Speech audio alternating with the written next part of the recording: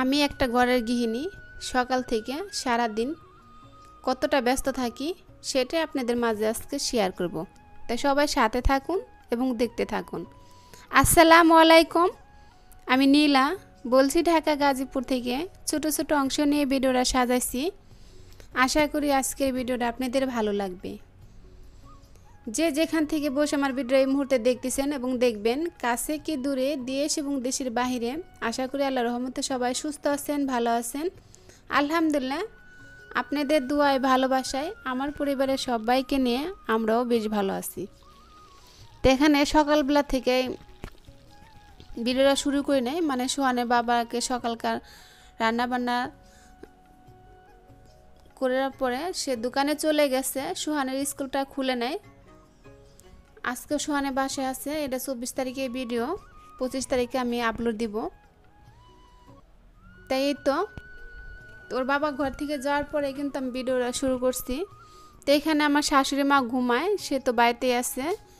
তা আসলে একটা মানুষ ঘরে না থাকলে তারপর কিন্তু তার ঘরটা পরিপাটি করে গুছিয়ে রাখতে হয়। তাই তো আমি বিছনাটা একটু গুছিয়ে নিচ্ছি, টান টান করে বিছিয়ে নিচ্ছি। প্রতিটা রুমের বিছনা কিন্তু গুছানো থাকলে দেখতে কিন্তু বেশ ভালোই লাগে। আর সবগুলা বিছনা গুছালে কিন্তু আপনাদের সাথে শেয়ার করা হয় না।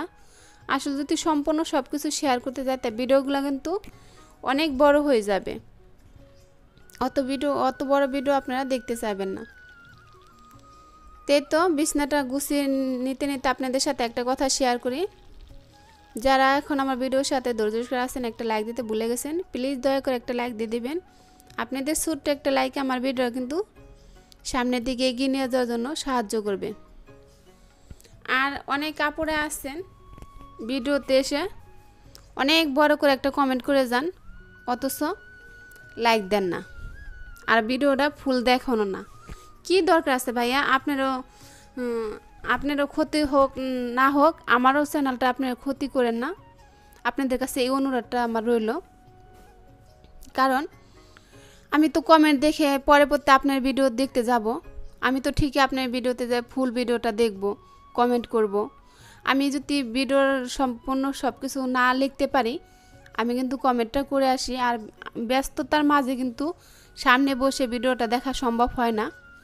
ভিডিওটা ছেড়ে আমি ঘরে একজনের ভিডিও 10 মিনিট, 15 মিনিট, 12 মিনিট এরকম ভিডিও কিন্তু সবার ভিডিও যদি আমি ফুল দেখতে যাই, বসে কাজ মানে ভিডিও সামনে রেখে যদি কাজ করি, মানে ভিডিও দেখি, তাই কিন্তু আমার কাজগুলো ঘরে করা হবে না। কারণ আমারও তো ভিডিও বানাইতে হবে, আমারও তো ঘরের সংসারে কাজকর্ম করতে হবে।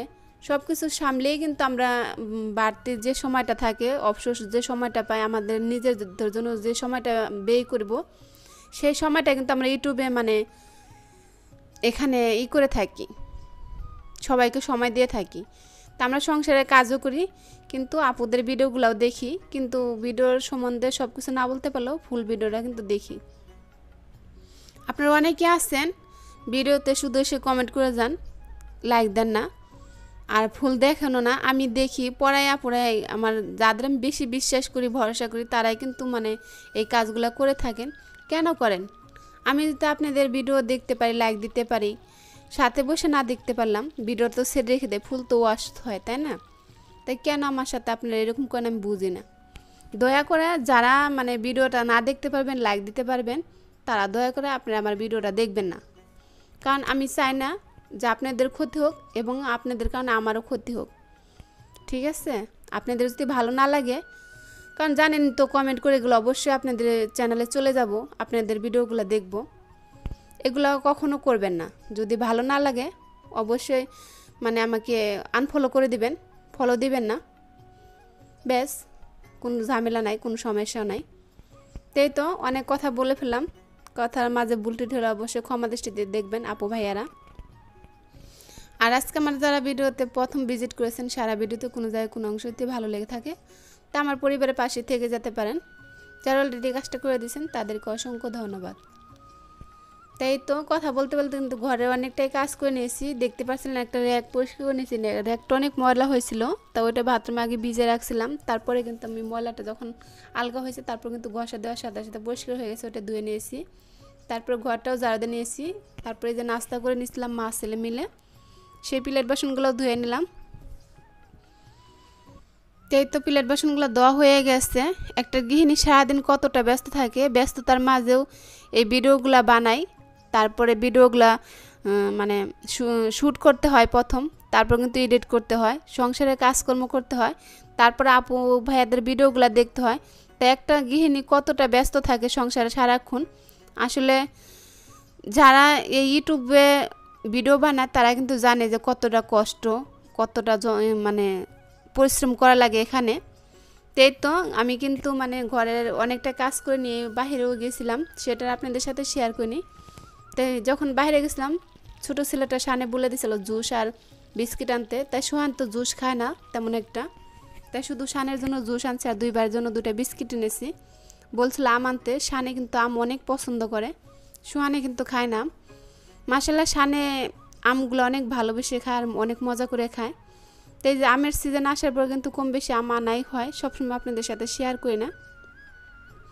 তো ওগুলো তুলে নিয়ে এই যে এখানে আমি ঘরটা পরিষ্কার করে নিচ্ছি, কারণ বাহির থেকে আসছি এতটা গরম লাগতেছে, কিছু করার নাই। সংসার টিকে থাকতে হলে তো সব কিছু করতে হবে, সব কিছু কিন্তু আমরা হাসি মুখে মেনে নিয়ে করি।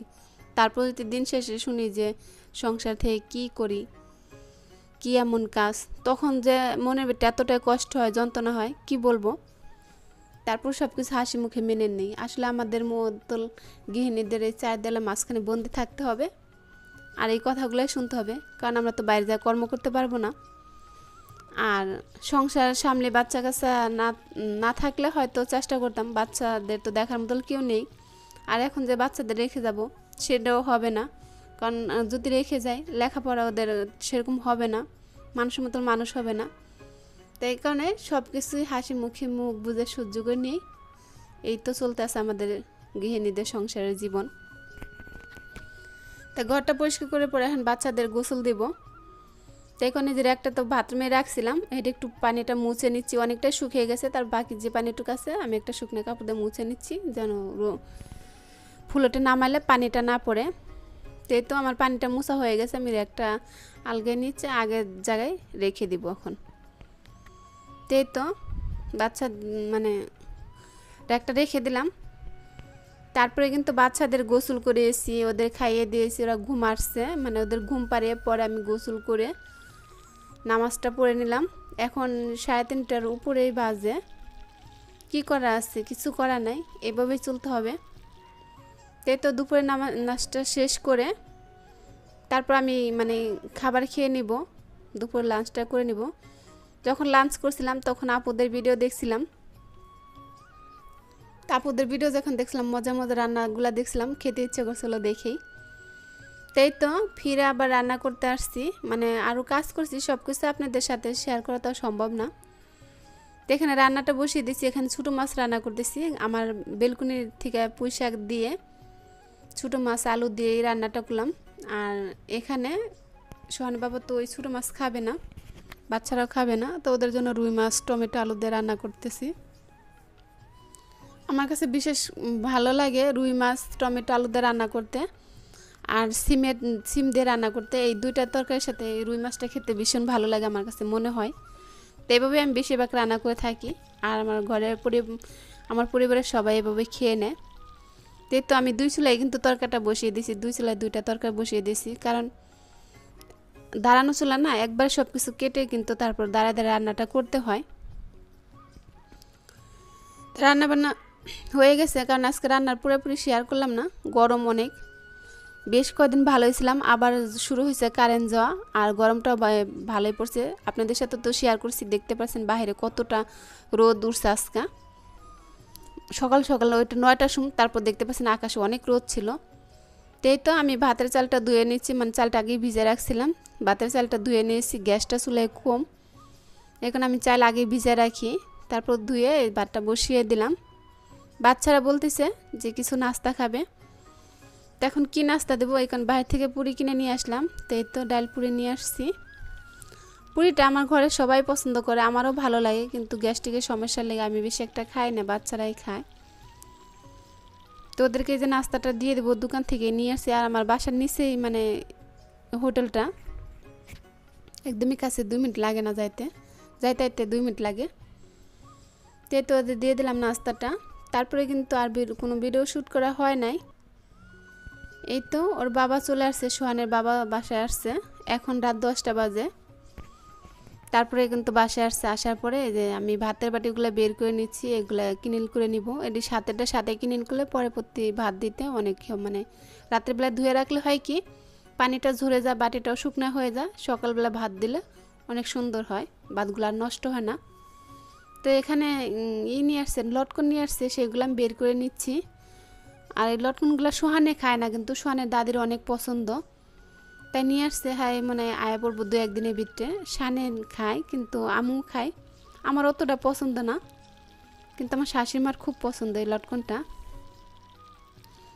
এই তো এখন আমি প্লেট বাসনগুলো ধুয়ে নেব, আর আপনাদের সাথে এখান থেকে বিদায় নেব। দেখা হবে নতুন কোনো ভিডিওতে।